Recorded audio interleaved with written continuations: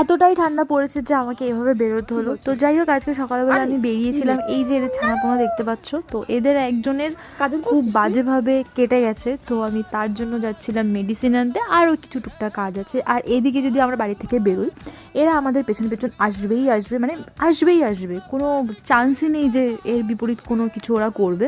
এখন প্রায় 11টা থেকে 11:30 বাজে, আর এখনো পর্যন্ত সূর্যি মামার কোনো দেখা সাক্ষাৎ কিছুই নেই। শুধু আজকে বলে নয়, কিছুদিন ধরে তো এমনই চলছে, তোমরা সবাই জানো। তো তারপরে এখানে এসে দেখলাম একটু একটু সূর্যি মামার দেখা পাওয়া গেল।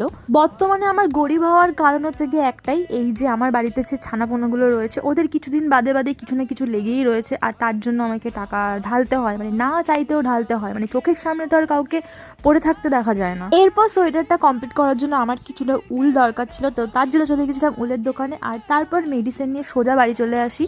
যাই হোক, ভিডিওটা কেমন লাগলো তা অবশ্যই কমেন্ট করে জানিও, আর প্লিজ একটুখানি সাপোর্ট করে দিও। তো চলো, আজকের মতো সকলকে টাটা।